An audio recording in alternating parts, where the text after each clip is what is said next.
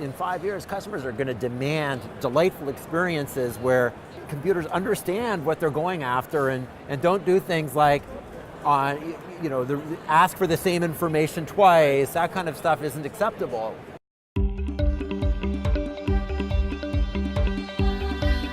Have to pay attention.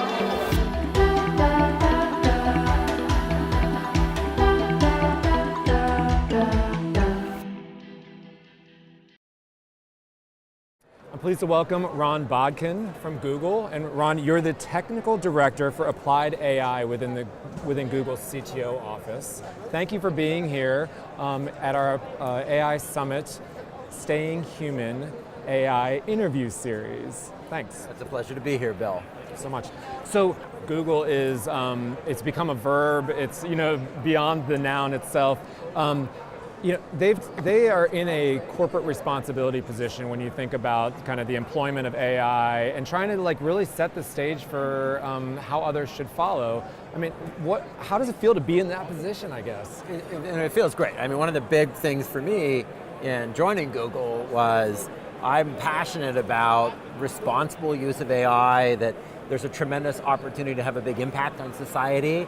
And I wanted to be at a company where my values were aligned, where I believe that there's a strong commitment to ethics in applying AI, not just lip service. And there's this amazing opportunity, but that we have to be serious about the impact and be very thoughtful about how AI technologies roll out.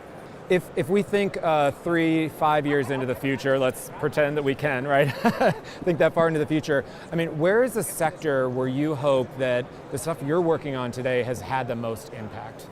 Yeah, I mean, I think there is so much opportunity in how consumers interact with businesses, okay. Right? And you look at things like the Google Assistant, right? And the ability to have really smart interactions. I think many of us were captivated by Duplex as an example of our ability to put together systems that can interact in a realistic way and have a productive conversations, right? Right. We're applying a lot of those same techniques in contact center, right? So we have a lot of customers that are saying, hey, we want to both augment the drudgery, right? Take the, hey, can you give me my account balance, right. As well Right. as empower contact center representatives to be super effective and say, oh, I've got the information I need to really serve this customer well.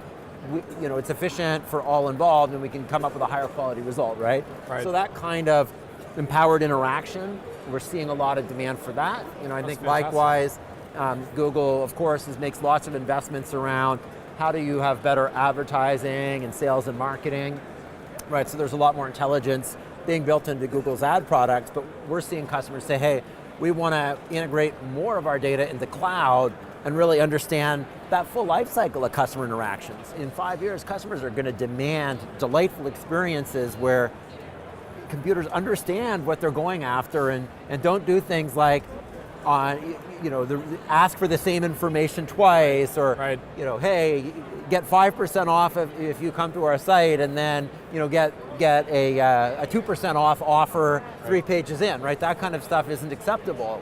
I mean, delivering surprise, delight, and convenience is really at the bottom line of a lot of what we're talking about. Absolutely. So, as I'm thinking again about Google and about the presence that you have in the marketplace, what is the biggest misconception that you see the public taking about Google that you would love to spend a couple sentences addressing?